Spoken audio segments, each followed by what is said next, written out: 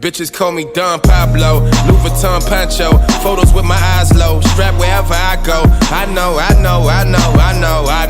Yola in the bando, rolling up in Fronto, toe tag and won't break. It's gonna be a struggle. So I sold my camera. I don't know what I'm looking at. I sold my camera because I'm getting ready to buy a new camera, and we're about to like step it up because that last camera didn't have like all the functionality I was looking for. Crazy. Anyway, so on Twitter I asked like, what do y'all want to see, because since BJ left me, it's 3:15, tell me what it's gonna be. Shorty got her eyes on BJ's last day. Hey, OGB, hey. Turn up, boy. Hey. Turn up. Alright, BJ. BJ's last seconds in the building. Bag secured, sad face. The end of who would you compare us to? These past 2 weeks have been extremely hectic for me. It was HAW weekend in Houston. I went up there to go train with my friend Tutu, who's an APD at 93.7 The Beat, what up, and Michael Saunders.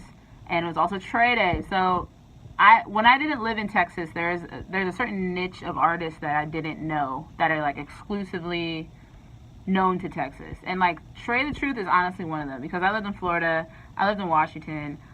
You know, I traveled around and I just had never heard Trae the Truth. But I met him and he's like the coolest dude ever. And he did play some of his songs. He has a song with Post Malone. Hey yo, it's Trae the Truth, Trae Day too. Trae Weekend. The album, True 3 in stores right now. Yeah.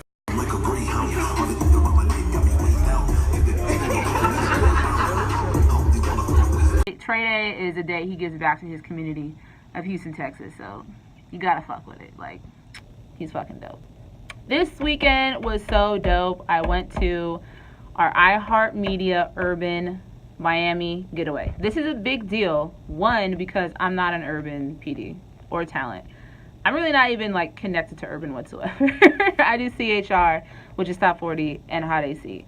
And the reason I went is because Thea Mitchum, she's the PD at Power 105. She's also the SVP, the VP. She's something big in urban programming, or just programming period, in like the Northeast. Like, she is a boss, a lady boss in our company. So she invited me to go hang out with all the PDs of urban in Miami and like eat free food and do free stuff. Like, of course I'm in there. So I went. A lot of people that I haven't known, or like we follow each other on social media, they knew of me and they've seen me before, so I thought that was dope.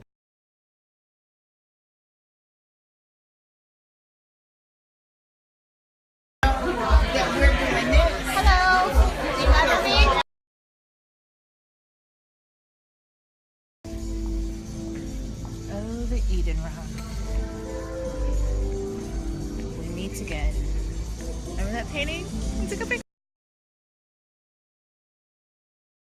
He's been our go-to guy on the urban side.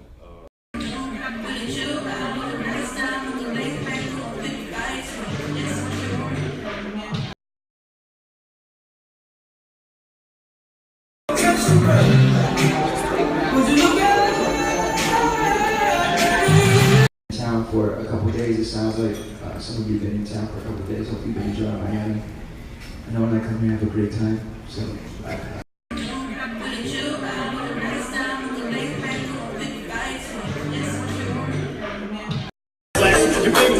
No passion. Her best friend like old fashioned. Tell her take them panties off. She walking around my boat laughing. VIP at the yacht club. Nigga look like you not above. Stars in my double R so clean the driving like love. See that big white side. Hop down, get white down. Get down everywhere. So let me see the White House. They say like they thought. MJG Nate dog.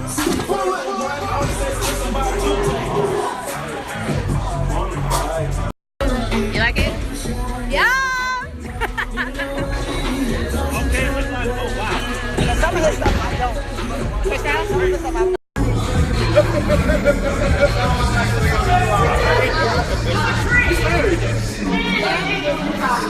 don't.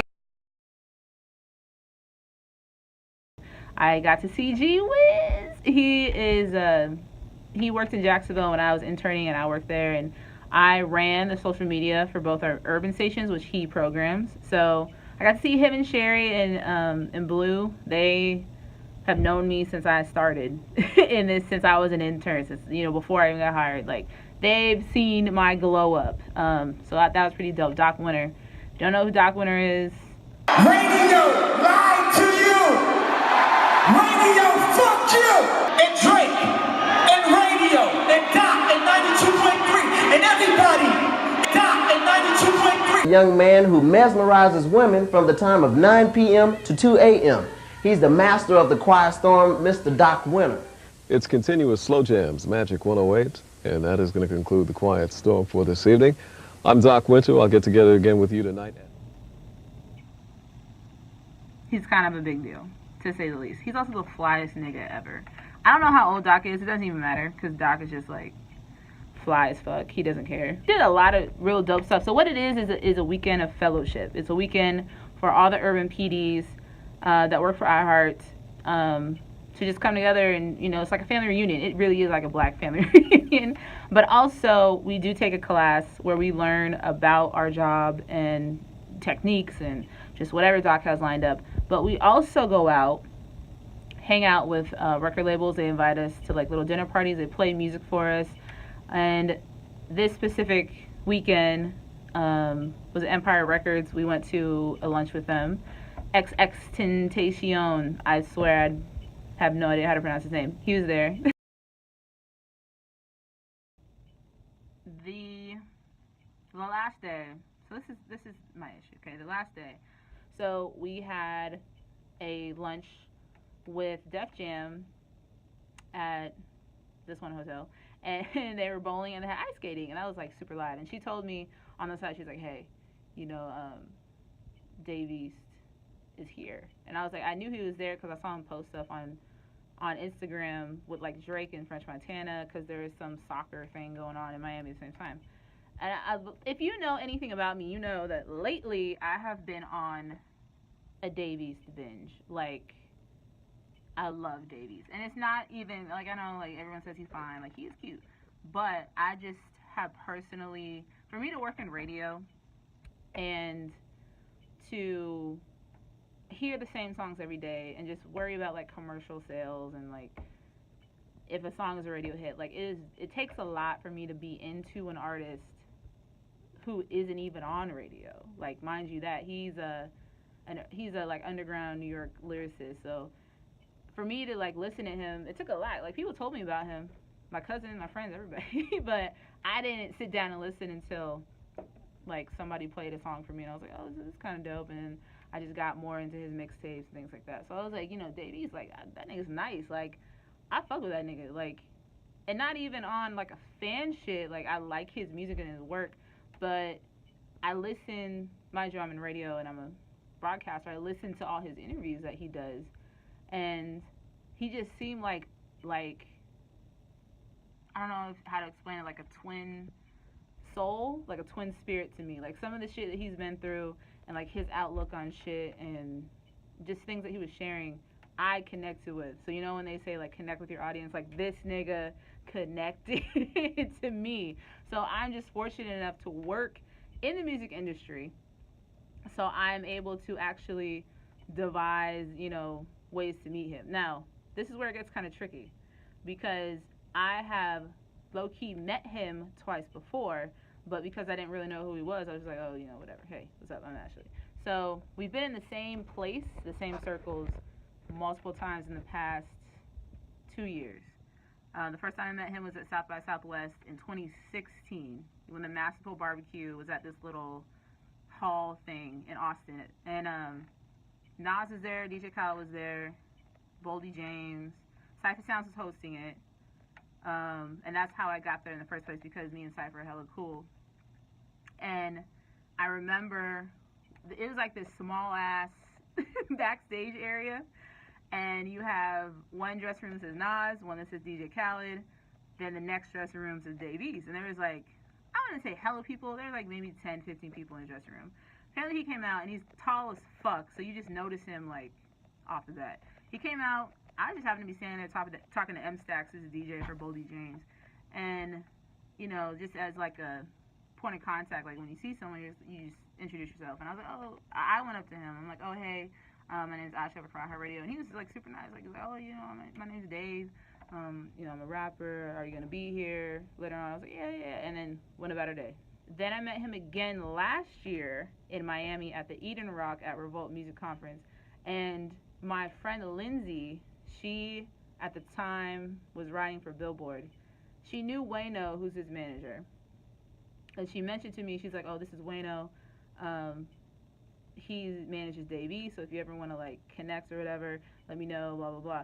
And I just kind of like brushed it off because for me to work for iHeartRadio, obviously what we focus on is radio artists. So the fact that he didn't have a single yet, they weren't really pressing for me to like interview Dave E. So they're more like, okay, Kehlani or Nas or whoever, you know what I'm saying. So, and because in my mind, I'm like, well, I already met him before. So, you know, we're good. Like maybe in the future we'll link up. It's not a big deal.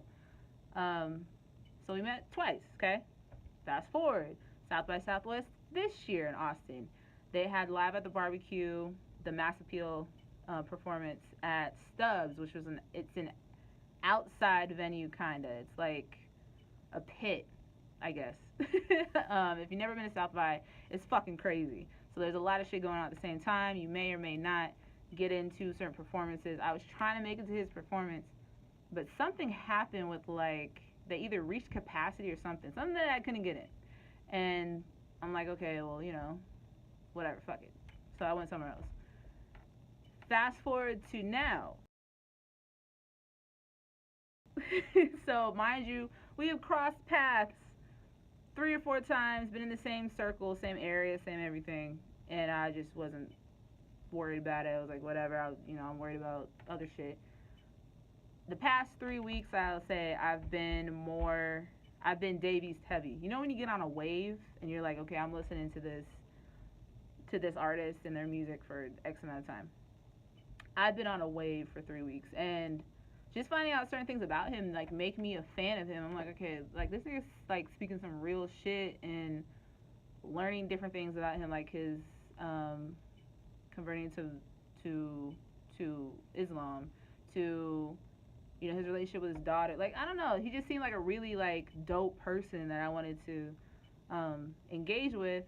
And I thought it was gonna happen this weekend because he was supposed to come meet us at the Def Jam listening event, and this thing didn't work out. He couldn't, and I was just kind of like, I'm not gonna lie, I was hurt. I was deflated because I'm like, I met this nigga before, but now I'm actually a fan. Like now I can actually talk to him, and now I can actually speak about some shit that he says in his music, and now, you know what I mean? Like, I thought that would have been dope, but next time.